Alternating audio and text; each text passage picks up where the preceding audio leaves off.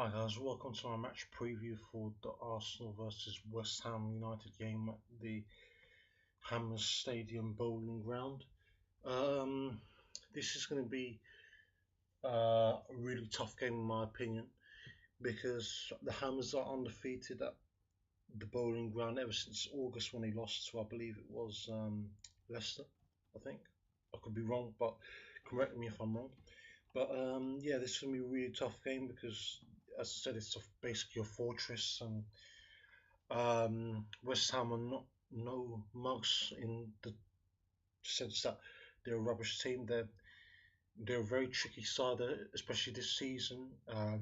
Slaven Bilic has rejuvenated them, and I'm hoping Arsenal now today, obviously after 12 o'clock now, can rejuvenate themselves and try and get their feet back on track and really get some revenge out for the 2-0 loss at home back in on August the 9th.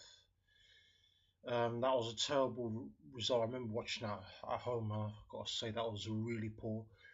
But this fixture could be even trickier than that game that we played because obviously we're away from home. It's Fortress. Remember they have Dimitri Payet. They've got some good defensive players like Cheku Kiyate, Aaron Cresswell, Tompkins,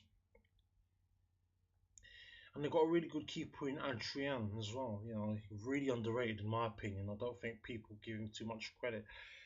That I mean, especially the credit that he's deserved for such a long time now, especially this season, where he's really been excellent. Um,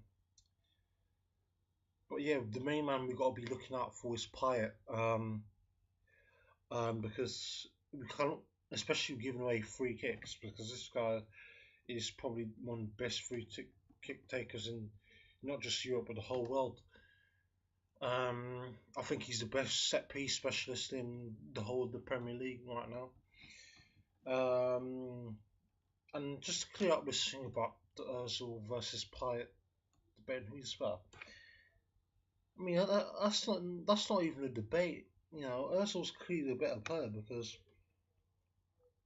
for instance, you know, he's a better playmaker, which is the main role of the playmaker to create chances and, well, basically to control the flow of the game. And, you know, nobody, I feel, in the Premier League, maybe apart from David Silva, does that better than Mesut Ozil. And you know, the assists and pass completion speaks for itself. I know they did a debate on that between the Arsenal fan TV and Hammers fan TV, or Hammers fan West Ham fan TV. Yeah, I think that's what it's called. But as I say again, Payet is the main man to look out for.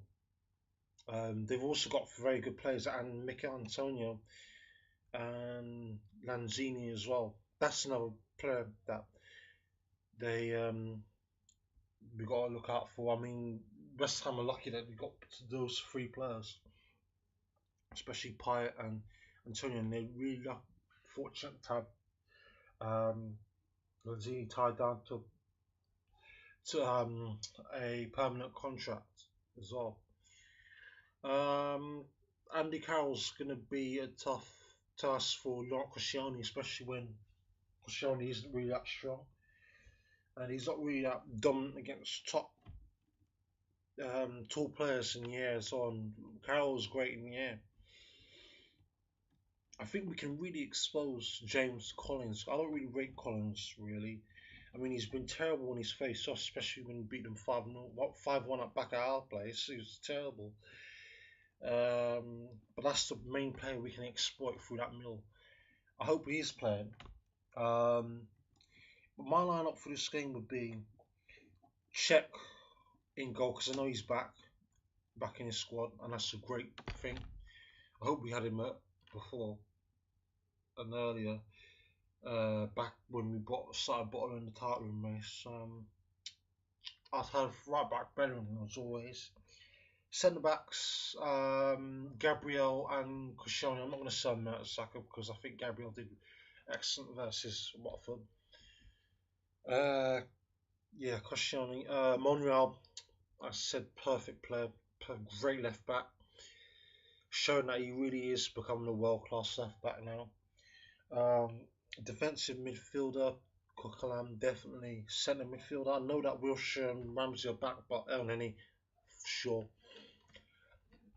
As I mentioned in my last um, game review that I done a couple of minutes ago against Watford, as I just published,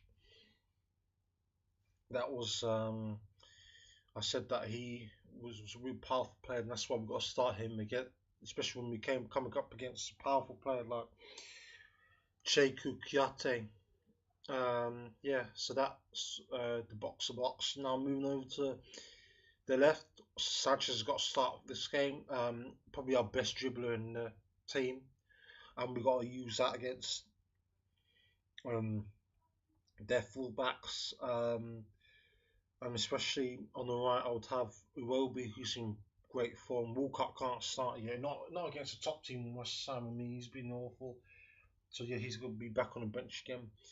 As always, attacking midfielder definitely Mesut Ozil. If he's in a show, I'll put these West Ham fans to bed. You know, about who's the best player between Payet and Ozil. You know, he's really got to start and show it. And I hope he will by bringing a lot of assists, about a couple of assists in this game. And striker Danny Welbeck because we need more pace to exploit Collins, as I said.